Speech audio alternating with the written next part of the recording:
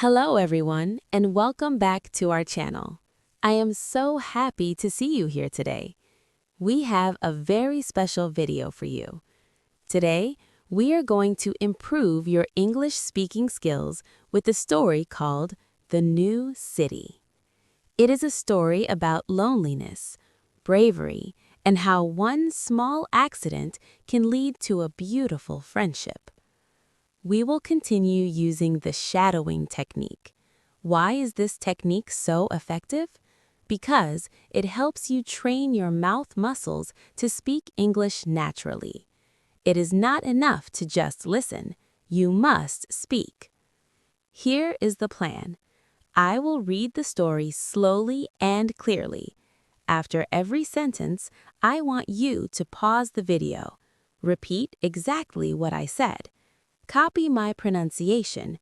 Copy my speed. Copy my emotion. Imagine you are the main character, Mark. Feel his sadness, his embarrassment, and his joy. Are you ready to change your English? Let's begin. My name is Mark. I am 28 years old.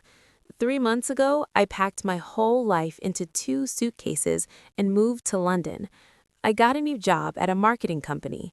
It was a big step for me. I always watched movies about London and I dreamed of living there.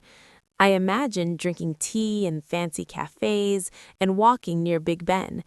But the reality was very different from my dreams.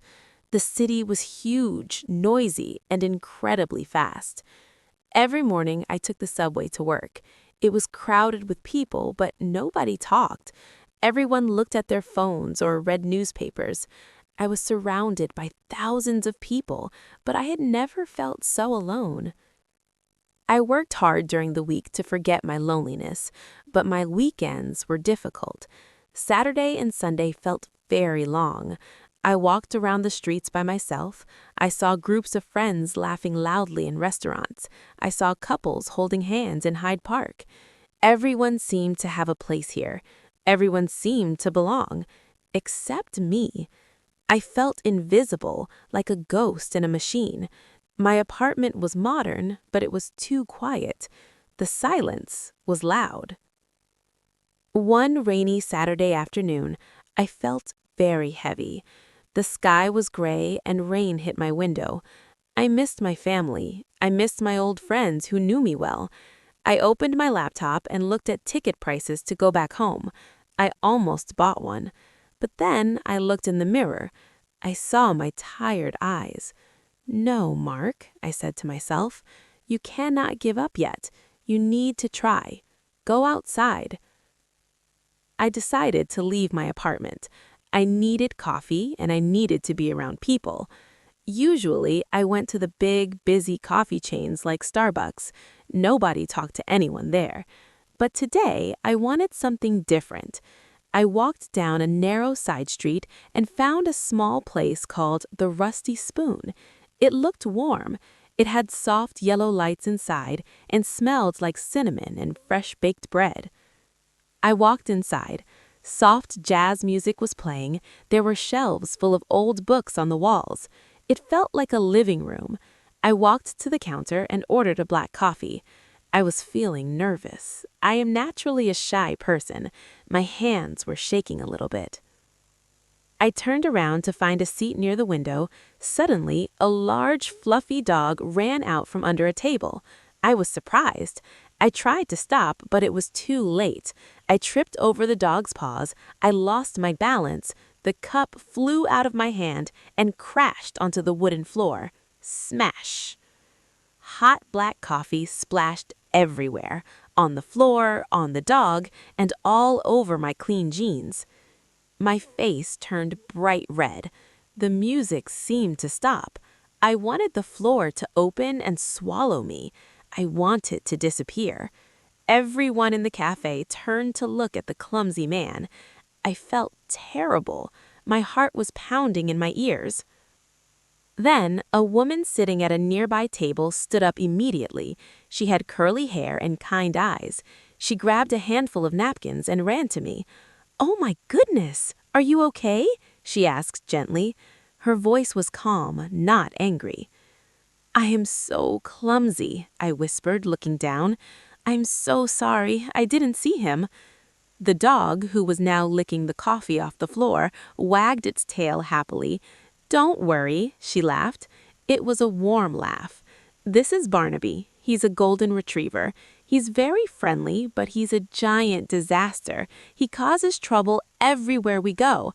It's his fault, not yours. She helped me clean the mess. The cafe owner, an old man with a beard, smiled at me. It happens all the time, he said. He brought me a fresh cup of coffee and a slice of cake, for free. Why don't you sit with us? She asked, pointing to her table. You look like you need a friend right now. My name is Sarah, and this clumsy giant is Barnaby. I looked at her warm smile. I looked at Barnaby, who put his heavy head on my knee. My nervousness slowly disappeared. I would like that, I said. My name is Mark. We sat there for 3 hours. We drank coffee and watched the rain fall outside. We talked about our favorite books, about the difficult weather, and about living in London. Sarah told me she moved here 1 year ago and felt lonely too. I realized I was not the only one. That day, I ruined my jeans and spilled my coffee, but I made my first real friend in the big city. When I walked home that evening, the city didn't feel so gray anymore. The noise of the city sounded like music.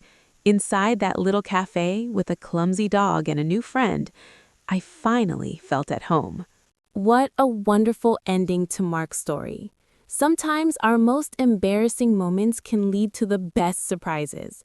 Mark was brave enough to go out, and that small decision changed his life in the new city. This story teaches us 2 things. First, never give up when things are hard. And second, sometimes you just need to say hello to a stranger. Now, it is your turn to work. I want you to go back to the beginning of the story. Listen to it again. This time, pay attention to the intonation. When was I sad? When was I excited? Try to mimic my voice exactly. Repetition is the key to fluency. If you practice this story 3 times, you will see a big difference in your speaking.